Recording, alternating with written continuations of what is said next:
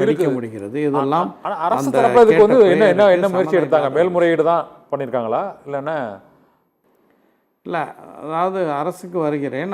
அரசு வந்து என்ன சொன்னாங்கன்னா, நாங்கள் வந்து இதற்கு மேல்முறையீடு செய்வோம் அப்படின்னு சொன்னாங்க. மேல்முறையீடு எங்கே செய்வார்கள்? உச்சநீதிமன்றத்தில் செய்வார்கள். ஆனால் உச்சநீதிமன்றத்தில் இந்த மேல்முறையீடு விசாரணைக்கு எடுத்துக்கொள்ளப்பட்டு அதில் வாதங்கள் நடைபெற்று தீர்ப்புகள் வழங்குவதற்கு பல ஆண்டுகள் தாமதமாகும். இப்போ பல ஆண்டுகள் ஆகும். அதுக்குள்ள இந்த நிலையில் இருக்கக்கூடிய மாணவ மணிகளுக்கு அவர்கள் கல்வி நிறுவனங்களில் சேர்றது இப்போ வந்து பார்த்திங்கன்னா, இப்போ வந்து கல்வி ஆண்டு உயர்கல்வி நிறுவனங்களில் தொடங்கக்கூடிய அட்மிஷன்ஸ் சேர்க்கை நடந்து கொண்டு இருக்கக்கூடிய இந்த நேரம், அதே போல் தமிழ்நாடு அரசாங்கத்தின் சார்பாக பல்வேறு வேலைவாய்ப்புகளுக்கான அறிவிக்கைகள் வெளியிடப்பட்டிருக்கக்கூடிய இந்த நேரத்தில் அந்த அளவுக்கு நேரம் கடத்த முடியாதுங்கிறதுனால தான் இந்த அரசின் சார்பாக சில அமைச்சர்கள் வந்து இதனுடைய பின்னணியை புரியாமல், இதனுடைய தாக்கத்தை புரியாமல் மேல்முறையீடு அப்படின்னு சொல்கிறாங்க. மேல்முறையீடே தேவையில்லை, நாங்கள் பல சட்ட நிபுணர். அவர் சிறுபான்மை நலத்துறை அமைச்சராக இருக்கிறாரு, அவருக்கு அந்த அளவுக்கு அந்த புரிதல் கண்டிப்பாக இருக்கும்ல சார்? ஏன் அவர் சட்டமன்றக்கான முயற்சியில் ஈடுபடலான்னு தான் கேட்குறேன். அடுத்த சட்டப்பேரவை கூட்டத்தில் 20 அவருக்கு வந்து இல்லை, புரிதல் இருந்திருந்தால் அவர் வந்து அப்படி சொல்லியிருக்க மாட்டார். இந்த பிரச்சனையினுடைய தாக்கம், இதனுடைய பரிணாமம், இதை எப்படி கையாள வேண்டும் என்ற ஒரு புரிதல் அவருக்கு இருப்பது போல தெரியவில்லை. அதனால தான் அவர் இப்படி சொல்றாரு. புரிதல் இல்லையா, அதிகாரம் இல்லையா? வந்த பிறகு அவருக்கு ஒரு புரிதல் இல்லையா, அல்லது அது முதலமைச்சரிடம் வலியுறுத்தி அதை பெறுவதற்கான அதிகாரம் இல்லைன்னு நினைக்கிறீங்களா? இரண்டும் இல்லை என்று தான் கருதுகிறேன். இரண்டும் இல்லை என்று தான் கருதுகிறேன். இப்போ வந்து அரசு என்ன செய்யணும்னா, ஒரு ஆர்டினன்ஸ், உடனடியாக ஒரு அவசர சட்டத்தை பிறப்பிக்க வேண்டும். அந்த அவசரம், ஏன்னா ஜிஆர் சாமிநாதனுடைய தீர்ப்பில் என்ன சொல்கிறாருன்னா, இந்த இஸ்லாத்தை தழுவக்கூடியவர்களுக்கான இந்த பிசிஎம் இடஒதுக்கீடு என்பது வெறும் அரசாணையாக தான் இருக்கிறது, ஆக்ட் இல்லை, சட்டம் இல்லைங்கிறாரு. அரசாணையே போதும் தான், அதனால் ஆக்ட் வந்து உடனே அவசர சட்டத்தை நாம் கொண்டு வந்து அடுத்த மாதம் சட்டமன்றம் கூடும்போது அதை வந்து சட்டமாக ஆக்கலாம். இதுதான் தீர்வு. இதை தான் நாங்கள் வந்து இன்று நீதியரசர் ஹரி பரந்தாமன் உள்ளிட்ட பேட்டி கூட நம்ம வந்து இது பண்ணோம் சார், நேரலை பண்ணோம். இப்போதைக்கு வழக்கறிஞர் இதை நீங்கள் இது அங்கே அரசோட கவனத்துக்கு எடுத்து சென்றிருக்கீங்க. ஆனால் இது போன்ற பிரச்சனைகளில் ஒரு கூட்டணி ஆட்சி அமைந்த சூழ்நிலையில் இதில் ஒரு துரிதமான முடிவுகள் எடுக்கப்படுவதில் இவ்வளவு தாமதம், தயக்கம் ஏற்படுவதற்கு கூட்டணி ஆட்சி முறை ஒரு வெற்றிகரமான அணுகுமுறையாக நீங்கள் நினைக்கிறீங்களா? இல்லை, கூட்டணி ஆட்சி முறைக்கும் இதுக்கும் வந்து நான் முடிச்சு போட்டு நான் என்ன சொல்கிறேன்னா, கூட்டணி ஆட்சிங்கிறது ஒரு பிரச்சனையை டக்குன்னு அந்த கூட்டணி கட்சிகள் வந்து கோரிக்கை வைப்பதற்கும் அமைச்சரவையிலே அவர் இருக்கக்கூடிய நிலையில் உடனடியாக முதலமைச்சரை தொடர்பு கொண்டு இது போன்ற பிரச்சனைகள் முடிவு எடுக்கலாம் என்பதுதான் ஒரு கூட்டணி அரசோட அந்த ஒரு வெற்றிகரமான அணுகுமுறையாக இருக்கும். அதான் ஒரு மாற்றமாக இருக்கும் இதுவரை இல்லாத ஒரு கூட்டணி அரசில். இப்போ இருந்தும் அதே நிலையை தான், பழைய நிலையை தான் நீடிக்கிறது.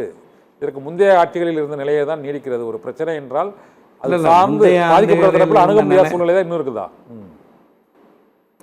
இல்லை, முந்தைய ஆட்சிகளுக்கும் இதை ஒப்பிட முடியாது. முந்தைய திராவிட முன்னேற்ற கழகத்தின் ஆட்சியில் இது போன்ற ஒரு பிரச்சனை நடவடிக்கை எடுக்கப்பட்டது. குறிப்பாக அக்பர் அலி என்று ராமநாதபுரத்தை சார்ந்தவர் இது போன்ற ஒரு பிரச்சனையை வந்து சிக்கி அது தொடர்பாக என்னிடம் விவரங்களை சொன்ன உடனேயே நான் முதலமைச்சருடைய கவனத்துக்கு எடுத்து சென்று, நல்ல வேளை அப்போ வந்து ஒரு சட்டமன்ற கூட்டத்தொடரும் நடைபெற்றது. அப்போது நான் அதை குறித்து உரையாற்றினேன். அதை தொடர்ந்து தலைமைச் செயலாளர் உள்ளிட்ட அதிகாரிகள்கிட்டையும் இது குறித்து சொன்னேன். உடனடியாக சட்ட நிபுணர்களை கலந்து பேசி இது குறித்து நடவடிக்கை எடுக்கப்படும் என்று சொல்லி பிற்படுத்தப்பட்ட ஆணையத்துக்கு ரெஃபர் பண்ணி அதை உடனே பண்ணிட்டாங்க. இவர்களுக்கு அத்தகைய ஒரு புரிதல் இல்லை என்பதை தான் அனுபவமின்மை இருக்கிறது. அதனால் வந்து அனுபவம் வாய்ந்த தலைவர்கள் கூட்டணியில் இருக்கிறார்கள்.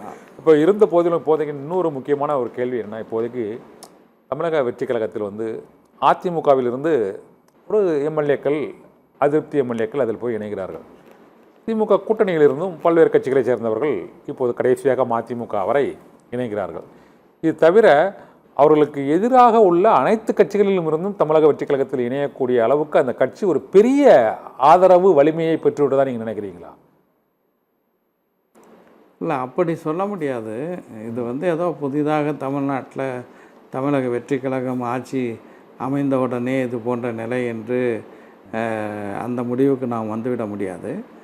முந்தைய காலகட்டங்கள்லேயும் கூட அது திமுக ஆட்சியாக இருந்தாலும் சரி, புதிதாக திமுக ஆட்சிக்கு வரும்போது ஒரு தேர்தலை சந்தித்து வெற்றி பெற்று ஆட்சிக்கு வரும்போது பல்வேறு மாற்றுக் கட்சிகளை சார்ந்தவர்கள் அந்த கட்சியில் இணையக்கூடிய ஒரு நிகழ்வு நடைபெற்று இருக்கிறது. அதே போல் வந்து அதிமுக ஆட்சியிலும் கூட அது போன்ற நிகழ்வுகள் நடைபெற்று இருக்கிறது.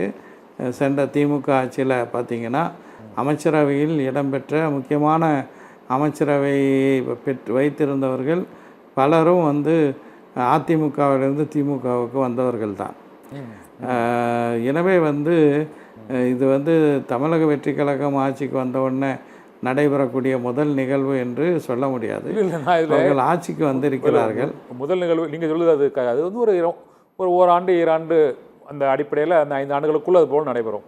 இது ஆட்சிக்கு வந்த ஒரே ஒரு மாதத்துக்குள்ளே இவ்வளவு அணி மாறல்கள் அணி சேர்க்கைகள் நடைபெற்று கொண்டிருக்கிறதே. அதனால் கேட்டேன் அவங்ககிட்ட, உண்மையிலே ஒரு பெரிய சக்தியாக அது வலிமையாக ஒரு தனிப்பெரும்பான்மை இல்லாத கட்சியாக இருந்தாலும் இவ்வளவு நம்பிக்கையோடு அதில் போய் இணைவதற்கு என்ன காரணம்?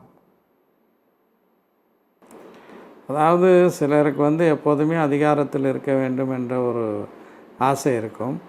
ஸோ எதிர்கட்சியாகவும் பணிபுரிந்து ஆக்கப்பூர்வமாக மக்கள் சேவை ஆற்றுவோம் என்ற மனப்பான்மையில் இல்லாதவர்கள் இது போன்ற ஒரு நிலைப்பாட்டை வந்து எடுக்கிறார்கள். அந்த வகையில் மதிமுகவை சேர்ந்த 2 எம்எல்ஏக்கள் பாராட்டப்படக்கூடியவர்கள். எந்த அடிப்படையில் பாராட்டப்படக்கூடியவர்கள் என்று சொல்கிறேன் என்றால், இப்போது தான் தேர்தல் நடைபெற்று இருக்கிறது. மிகப்பெரிய அளவில் பரப்புரையெல்லாம் செய்யப்பட்டு ஒரு குறிப்பிட்ட கூட்டணியில் இருந்து அந்த 2 பேர், அதாவது திமுக கூட்டணியிலிருந்து 2 பேரும் வெற்றி பெற்றார்கள். வெற்றி பெற்ற பிறகு கையில் வைக்கப்பட்ட தேர்தல் ஆணையத்தினுடைய மை அழிவதற்கு முன்பே வந்து மாறுவது, தங்களுடைய பதவியை ராஜினாமா செய்கிறது, இதெல்லாம் வந்து உண்மையிலே பார்த்திங்கன்னா அவர்களை தேர்ந்தெடுத்த அந்த மக்களுக்கு செய்யப்படக்கூடிய ஒரு வகையான துரோகம் என்று தான் வகைப்படுத்த வேண்டும்.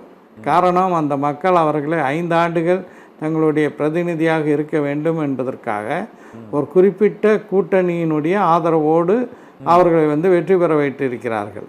அப்படியான ஒரு சூழலில் இவர்கள் வந்து தங்களுடைய சுயநலத்திற்காக வேண்டி பதவி விலகுவார்கள் என்றால் அந்த மிகப்பெரிய ஒரு மக்களுடைய ஒரு எதிர்பார்ப்பை, மக்கள் அளித்த அந்த வாக்குகளை மதிக்காத ஒரு நிலையில்தான் அவர்களுடைய இந்த நிலைப்பாட்டை நாம் பார்க்க வேண்டும்.